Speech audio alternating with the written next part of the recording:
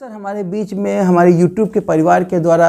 जो सदस्य हैं उनके द्वारा अक्सर ये प्रश्न पूछा जाता है कि हम प्रार्थना पत्र लेकर गए, सच एंड सच थाने में गए या अलग व्यक्ति के पास गए या अलग अधिकारी के पास गए, लेकिन कहीं भी किसी भी तरीके से कोई भी कार्यवाही नहीं हुई है। तो हमें ऐसे तथ्य में और ऐसे फैक्ट के आधार पर अब हमें क्या करना चाहिए, कौन से अधिकारी के पास पहुंचना चाहिए, कहां पे हमें शिकायत करना चाहिए, शासन में करना चाहिए या प्रशासन में करना चाहिए। क्योंकि कोई व्यक्ति जब व्यथित होता है उसको विधिक रूप से कोई भी जानकारी नहीं मिल पाती, उसका विधिक रूप से उसका निस्तारण नहीं हो पाता, उसकी समस्या का समाधान नहीं हो पाता है, तो वो व्यक्ति व्यथित होता है, परेशान होता है। वो तरह तरह तरीके से अलग अलग वो प्रश्न हर किसी से पूछना उसका उचित प्रतीत होता है। नमस्कार, मैं हूं Brajnandan, advocate and legal consultant. स्वागत है आपका एक बार और आपके अपने इस चैनल पे। अगर जो आप चैनल पे पहली बार आए हुए हैं, नए हैं, तो उसको लाइक करें, सब्सक्राइब करें और कमेंट में जय हिंद अवश्य लिखें। और इस तरीके की अगर जो इसके अंतर्गत अगर जो कोई भी आपकी समस्या है या आप अपनी किसी निजी विषय पे हमसे जानकारी प्राप्त करना चाहते हैं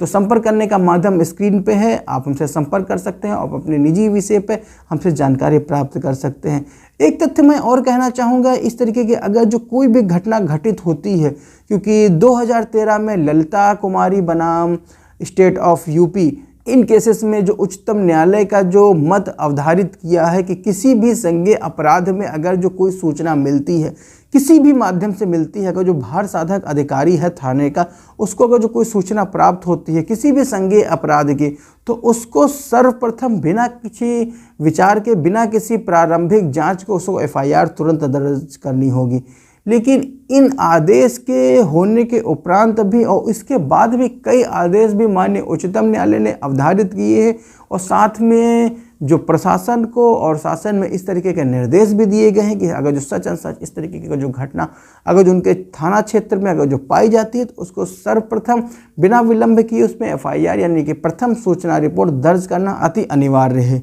लेकिन वर्तमान में और प्रैक्टिकली रूप में कितना हद तक सच हो पाता है, ये तथ्य कितने हद तक सही है, ये बता पाना बहुत ही मुश्किल होगा। क्योंकि इस तथ्य की जानकारी या इस तथ्य के जो व्यथित व्यक्ति है वो अच्छे से समझ सकते हैं कि जब कोई प्रार्थना पत्र जब वो थाने लेके जाते हैं तो किस तरीके से क्या क्या उनके पास साक्ष्य उपलब्ध रहते हैं और किस तरीके से किस अधिकारी के पास जाने के बाद उनके प्रथम सूचना रिपोर्ट यानी कि एफआईआर दर्ज हो पाती है। आज हम इसी विषय पर चर्चा करेंगे कि क्या इस तरीके की जो उच्चतम न्यायालय ने जो मत और जो केस लॉ जो निर्धारित किए गए हैं वो किस तरीके से कितना उनका अनुपालन हो पाता है या नहीं हो पाता है, हमारे लीगल लॉ में क्या प्रोविज़न उपलब्ध हैं और हमारे जो नए कानून यानी कि जो बीएनएस और बीएनएसएस इन तरीके में जो नए कानून बन के आए हैं इनमें क्या लीगल ओपिनियन, क्या लीगल प्रावधान उत्पन्न किए गए हैं या उनको अंगीकृत किया गया है कि जिससे आम जनमानस को इस तरीके की उनको सहूलियत मिल सके कि अगर जो कोई भी व्यक्ति,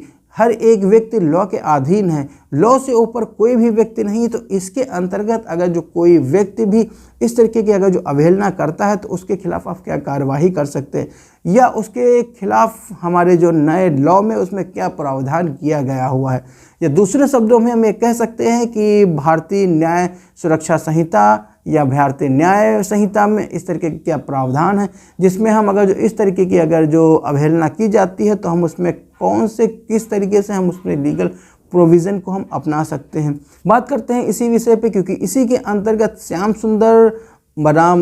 महाराष्ट्र राज्य में 2007 में भी मामला आया था जिसमें माननीय उच्चतम न्यायालय भी ये अवधारित किया था कि किसी भी तरीके से कोई भी कारण रहा हो, अगर जो उस किसी भी थाने के अगर जो भार साधक अधिकारी को अगर ये सूचना प्राप्त होती है कि उसके थाना क्षेत्र में कोई भी संज्ञेय अपराध घटित हुआ है तो उस अगर जो संज्ञेय अपराध में अगर जो थाने का भार साधक अधिकारी अगर जो कोई भी किसी तरीके से अगर सूचना दर्ज नहीं करता है तो उसके विरुद्ध यहाँ तक भी प्रावधान किया गया है कि उसके विरुद्ध अनुशासनात्मक और साथ में आपराधिक मामला भी दर्ज किया जा सकता है। और इसी के साथ में आज के वर्तमान में 2023 के जो भारतीय न्याय संहिता इसमें भी प्रावधान किया गया है सेक्शन 199 बीएनएस, जिसमें ये अंगीकृत किया गया है कि किसी भी भार साधक अधिकारी जो कि थाने का भार साधक अधिकारी होता है उसकी जवाबदेही और उसकी जो रिस्पॉन्सिबिलिटी और उसके दायित्वों की जो निर्वहन सीमा उसको बढ़ा दी गई है। क्योंकि ये जो प्रोविज़न है ये पहले आईपीसी में भी अंगीकृत हुए थे सेक्शन 166A में, लेकिन कहीं ना कहीं रूप से किसी भी तरीके से उनका अनुसरण या उनको लागू किया जाना कहीं रूप से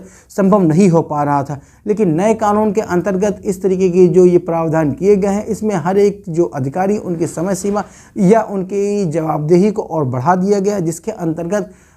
इस बात को भी ध्यान रखा गया है कि आर्टिकल 21 जो कि हर कहीं इंक्लूड रहता है, इसी के साथ में आर्टिकल 21 भारतीय संविधान के अंतर्गत, जिसमें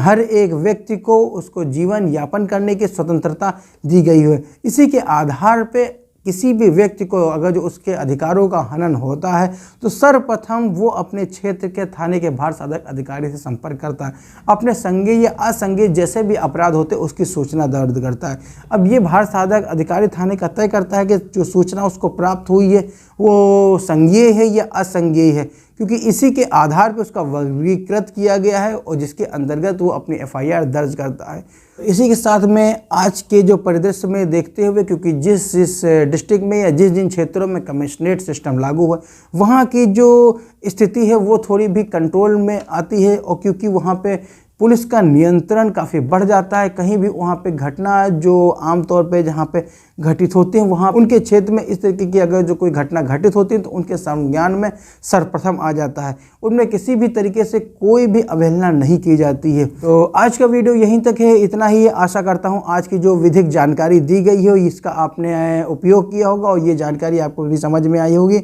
और इसी तरीके के वीडियो आगे देखने के लिए इसको सब्सक्राइब करें, लाइक करें और कमेंट में जय हिंद अवश्य लिखें। अगर जो आपने वीडियो यहाँ तक देख लिया है तो इसको सब्सक्राइब अवश्य कर ले। और आज का वीडियो इतना ही है, यहीं तक है। मिलते किसी और एक वीडियो में एक नई जानकारी के साथ एक नए विषय पर चर्चा करने के लिए। तब तक के लिए हंसते रहिए, मुस्कुराते रहिए और हाँ, वीडियो अंत तक देखने के लिए प्रेम पूर्वक धन्यवाद। जय हिंद।